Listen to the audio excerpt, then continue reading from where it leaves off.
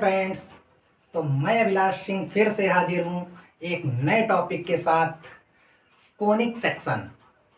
हम लोग पिछले लेक्चर में स्ट्रेट लाइन को कंप्लीट पढ़ चुके हैं। अब हम लोग एक नया टॉपिक लेकर के आए हैं। ये भी हमारा कोऑर्डिनेट ज्योमेट्री से रिलेटेड टॉपिक है, कोनिक सेक्शन। यानी एक हम अगर राइट सर्कुलर कोन ले लें, यानी लंब वृत्तीय शंकु। लंब वृत्तीय शंकु समझ रहे हैं ना, जो सर्कल पर यानी वृत्त पर लंब हो, वृत्त पर लंब हो, इसे कहते हैं लंब वृत्तीय शंकु। जैसे एक हमारे पास ऐसा भी तो कोण हो सकता है, इसको हम राइट सर्कुलर कोण नहीं बोलेंगे, राइट सर्कुलर कोण ये है।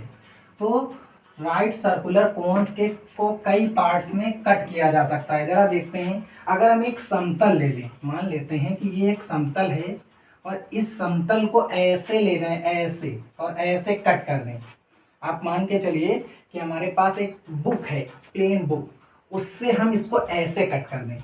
तो जब हम ऐसे कट करेंगे तो यहाँ से एक सर्कुलर फॉर्म, मतलब यहाँ से ये गायब हो जाएगा, एक हमको सर्कल मिल जाएगा।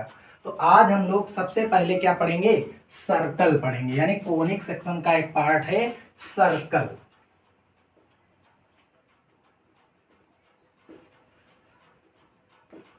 सर्कल, तो आज हम लोग सबसे पहले पढ़ेंगे सर्कल। तो सर्कल क्या चीज है, देखो अभी हम लोग जो ज्योमेट्री पढ़ रहे हैं ये 2D ज्योमेट्री पढ़ रहे हैं। यहाँ पर हम लोग 3D ज्योमेट्री का यूज नहीं करेंगे। 2D ज्योमेट्री में अब हम सर्कल को पहले पढ़ते हैं। तो सर्कल क्या है, सर्कल की डेफिनेशन कुछ इस तरह से हम देते हैं कि सर्कल उस बिंदु का बिंदुपथ है।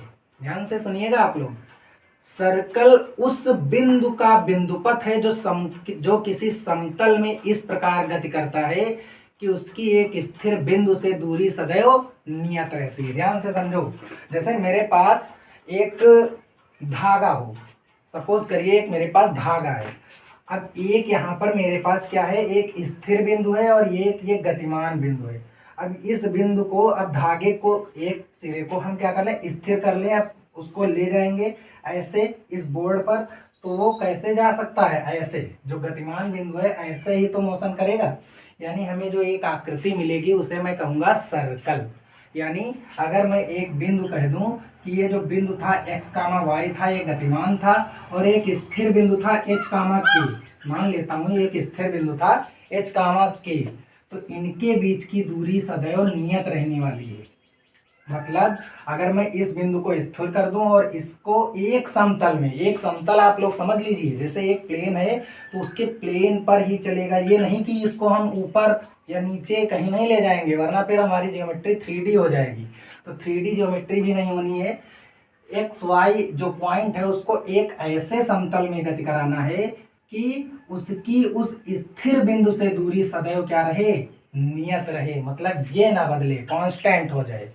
तो हम कह सकते हैं, फिर से ध्यान से सुन लीजिएगा, कि वृत्त उस बिंदु का बिंदुपथ है जो किसी समतल में इस प्रकार गति करता है कि उसकी एक स्थिर बिंदु h, k या कोई दूसरा बिंदु आप ले सकते हैं से दूरी सदैव नियत रहती है। क्लियर? तो अब हम लोग देखते हैं कि सर्कल की इक्वेशन क्या होती है। अभी तक आप लोग छोटी क्लासों में क्या पढ़े हैं, सर्कल, उसका एरिया निकाले, उसका पेरीमीटर निकाले। अब हम लोग यहाँ पर क्या निकालेंगे, सर्कल की इक्वेशन। तो अब जरा देखते हैं, हमारे पास एक सर्कल है। थोड़ा सा मैं इस डायग्राम को छोटा कर दूं। हमारे पास क्या है, एक सर्कल है जिसका केंद्र है h, k। मतलब ये जो स्थिर बिंदु था वही क्या हो जाता है, केंद्र कहलाता है, और जो स्थिर दूरी थी उसको हम त्रिज्या कह सकते हैं। मान लेते हैं ये पॉइंट x, y है। अब इसको इधर उधर मूव कराते जाइए आप, तो x और y की वैल्यू बदलती चली जाएगी। अच्छा, अब यहाँ से मैंने क्या कहा कि इन दो बिंदुओं के बीच की दूरी सदैव नियत रहती है। तो बेटा अगर मैं तुमसे एक बात कहूँ कि इन दोनों के बीच की दूरी निकालो, तो दो बिंदुओं के बीच की दूरी निकालने का फार्मूला आप लोग क्लास 10th में सीख चुके हैं। ठीक है, तो अब दो बिंदुओं के बीच की दूरी निकालना है। मानते हैं क्या हो जाएगा वो, √x - h का होल स्क्वायर, आपने पढ़ रखा होगा x1 माइनस x2 या x2 माइनस x1 का whole square plus y2 minus y1 का होल स्क्वायर प्लस ये क्या हो जाएगा y माइनस k का whole square is equal to क्या हो जाएगा। अच्छा यही दूरी जो है वो r के इक्वल है तो मैं r के इक्वल कह सकता हूँ। तो यहाँ से अगर मैं दोनों पक्षों का वर्ग कर दूं तो ये क्या हो जाएगा x माइनस एच का whole square plus Y minus K का whole square is equal to R square. यानी ये जो इक्वेशन है ये एक हमारे वृत्त की इक्वेशन है। किसकी इक्वेशन है? वृत्त की इक्वेशन है जिसके केंद्र h कामा k है और त्रिज्या स्मॉल r है। यानी ये केंद्र है और स्मॉल r जो है वो हमारी त्रिज्या है। अगर हमें त्रिज्या दे रखा हो और केंद्र दे रखा हो तो हम आराम से किसी वृत्त की इक्वेशन को निकाल सकते हैं। आप देख रहे हैं। अब हम लोग चलते हैं थोड़ा सा देखते हैं कि वृत्त की जनरल इक्वेशन क्या होती है। तो आप लोग इसका स्क्रीनशॉट ले सकते हैं।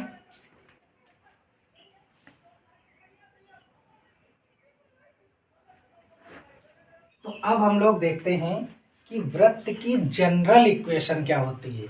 अभी आप लोग ये देख चुके हैं कि अगर हमारे पास कोई वृत्त हो जिसकी इक्वेशन हो x माइनस एच का whole square y minus K का होल स्क्वायर और is equal to small r का स्क्वायर, तो उस वृत्त के केंद्र क्या है h कामा के और उसकी त्रिज्या जो है वो r है, स्मॉल r।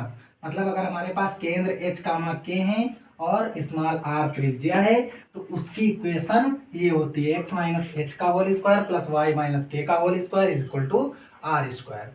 अब हम देखते हैं कि जब हम इस इक्वेशन को थोड़ा सा सॉल्व करते हैं तो हमें एक जनरल इक्वेशन मिलेगी सर्कल की। तो इसको सॉल्व करिए। यहाँ से आ जाएगा x का स्क्वायर प्लस h का स्क्वायर माइनस का 2hx प्लस ये हो जाएगा y स्क्वायर प्लस k का स्क्वायर माइनस का 2ky is equal to r का स्क्वायर। तो इसको थोड़ा सा और सॉल्व करिए। x स्क्वायर प्लस y का स्क्वायर इधर लिख लीजिए माइनस का 2hx माइनस का 2ky और ये हो जाएगा प्लस का h स्क्वायर प्लस का k स्क्वायर और अगर r स्क्वायर माइनस का इधर ले आऊँ तो माइनस हो करके ये हो जाएगा 0। तो यहाँ से हमें एक इक्वेशन मिली। अब अगर मैं इस इक्वेशन में h की जगह माइनस जी पुट कर दूं, ध्यान से देखिएगा, अगर h की जगह माइनस पुट कर दूं और y की जगह यानी k की जगह माइनस का f पुट कर दूं, h की जगह माइनस जी और k की जगह माइनस f पुट कर दूं, तब देखते हैं क्या होता है। X square plus Y square minus का, अब यहाँ पर माइनस जी जैसे ही रखेंगे तो प्लस का 2gx हो जाएगा और यहाँ पर माइनस एफ रखेंगे तो प्लस 2k 2f y हो जाएगा। ये हमारे पास ये क्या हो जाएगा प्लस h की जगह जैसे ही माइनस जी रखूंगा तो माइनस जी स्क्वायर की वजह से प्लस का जी स्क्वायर हो जाएगा। इसी तरह से ये प्लस का एफ स्क्वायर हो जाएगा और ये आर स्क्वायर है इक्वल टू 0। अब जरा आप देख सकते हैं कि ये वैल्यू जो है हमारी एक कांस्टेंट वैल्यू है। क्या है? कांस्टेंट है। तो इसको मैं कांस्टेंट लिख लूंगा X square plus Y square plus 2gx plus 2fy plus का इस पूरी वैल्यू को एक कांस्टेंट लिखे ले रहा हूँ c इज इक्वल टू 0। तो ये हमारी आ गई है वृत्त की जनरल इक्वेशन।